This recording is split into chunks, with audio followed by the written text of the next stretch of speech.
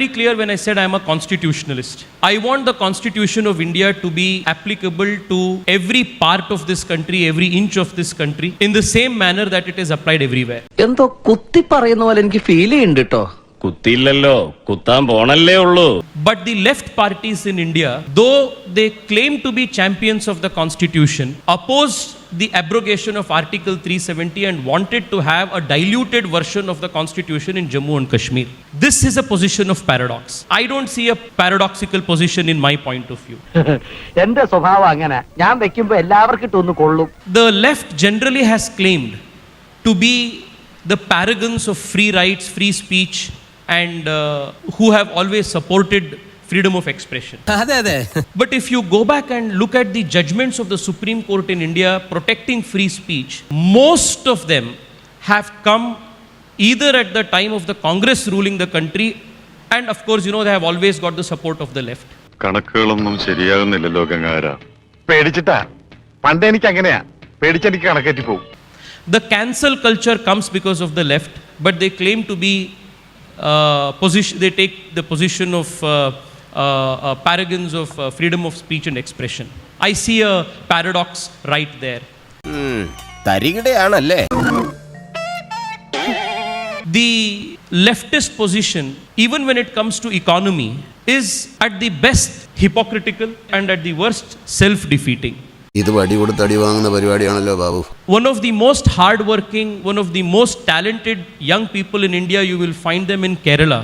But half of them come to Bangalore or Karnataka to make opportunities or go outside of India because the left government has consistently failed them to give them opportunities in Kerala. This is again a position of paradox.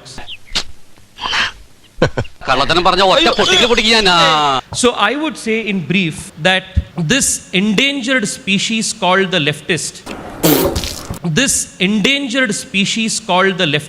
who is in his last legs in the country today, is a paragon of paradox, hypocrisy and contradictions. We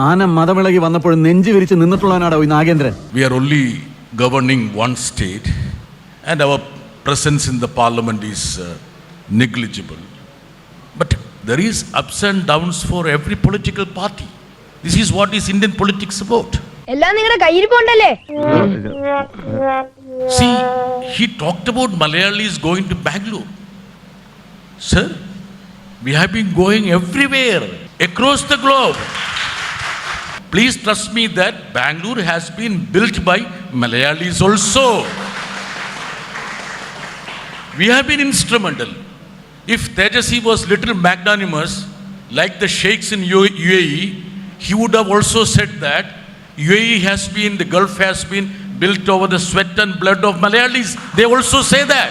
The entire world has been created due to migration. Where were we 5,000 years back?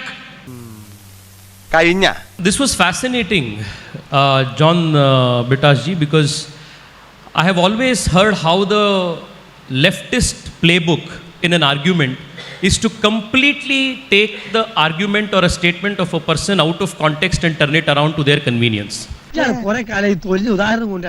My position on the young Malayalis being forced to migrate did not come from the position that Bangalore belongs to me or Gulf belongs to somebody else and the young Malayali should not migrate there. It came from the position that they do not have adequate opportunities right here. I attend every year Onam and Vishu celebrations in my constituency without fail, and even today I do not come across a single young Malayali who does not want to go back because he wants to contribute economically with his talent to his own state here.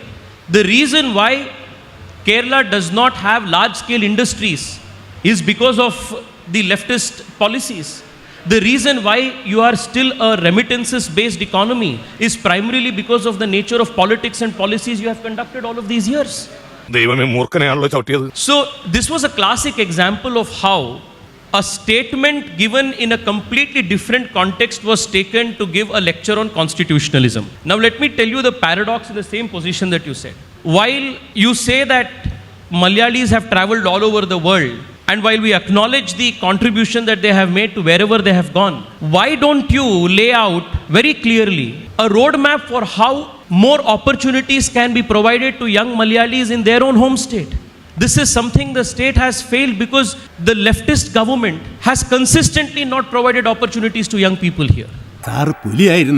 He mentioned about constitutionalism and constitution being applied everywhere. He identified himself as a constitutionalist. But why is it that you oppose the implementation of the Uniform Civil Code, which is very much a directive principle of state policy of the constitution?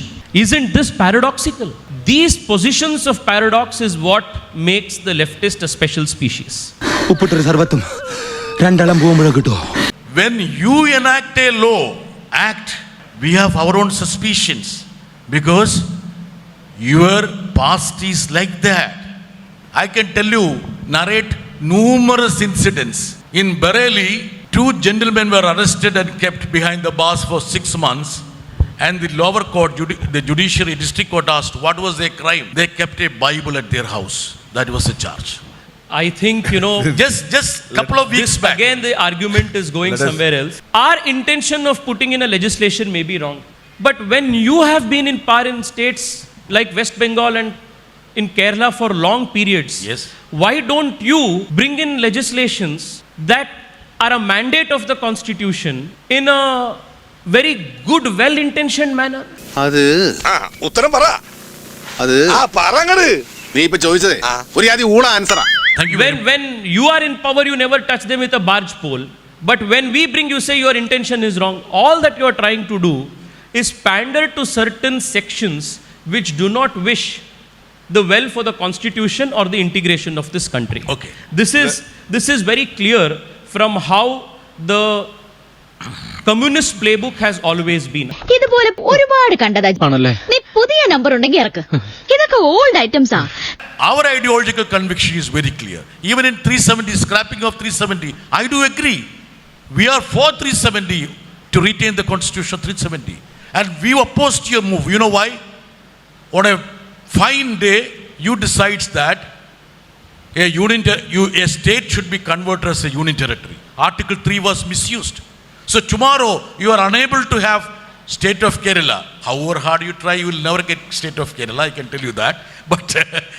But you remember, you think that, okay, we'll invoke that special clause and convert it as a union territory and we will send a lieutenant general either from UP or Bihar to rule the state. We are against that. സത്യം പറഞ്ഞത് ഓർക്കുമ്പോൾ എനിക്കിപ്പോഴും call Maier കൊള്ളുന്നു.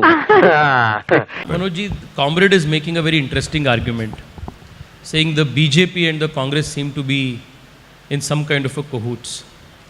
When the political history of this country and political history of even Kerala very clearly demonstrates that if there are 2 bedfellows, it has always been the leftist and the Congress.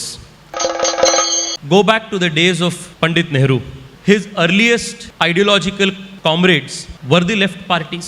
When the whole country opposed the imposition of the emergency by Indira Gandhi, it was the left parties that supported her. Not as you talk in terms of CPI. Sir, you have I so many represent M, CPI, B, C, D, A to Z. I will not know which supported, which did not. Just to make you correct. No. But there are so many. There are more organizations than cadre and leaders. But that is a different matter. But when the emergency was imposed, it was the communists who supported the Congress, and there was another agreement that we will provide you external support. This was the agreement with the Congress and Indira Gandhi. You provide us opportunity to control the academy of the country by appointing vice chancellors and others everywhere. Here, if you look at the electoral data, the moment the left or the Congress party realizes that in a particular seat the BJP may thumb to victory, immediately there is a shift of vote at the booth level between the Congress to the leftist parties and the leftist parties to the Congress. So from ideology to booth voting, if there is 2 parties who are bedfellows in politics, it is the left and the Congress. And it has never been the BJP because we are a party of conviction and not political convenience. മക്കളെ രാജസ്ഥാൻ മരുഭൂമിയിലേക്ക് മണൽ കയറ്റി വിടല്ലേ. You spoke about how there is no violence in Kerala. Please go back and look at the track record of the communists. The highest political murders that take place in India take took place in Tripura, took place in West Bengal when you were in power, takes place even now in West Bengal because of the residue of the culture, political culture that you set in. The highest number of political murders that still take place, unfortunately, is in communist Kerala, because that is the nature of the politics that you have put in place here. When the highest number of riots in India have taken place, and the evidence will be very clear before you, that the largest number of communal violences and deaths attached to communal violences in India has taken place when the Congress and the left parties have come to power, whether it is in the states or whether it is in the center. Please go and check this on Google, on whatever, fact-checking website of or integrity that you want. This is the reality of this country. Since the last 11 years, since we are in power, there is no major communal riot in India, because that is the kind of inclusive politics the BJP has given. But what the Congress and the leftists have done throughout in the history of this country's politics is that thousands have been killed in the name of religion and secularism. This is the reality, harsh reality of this country's history, political history.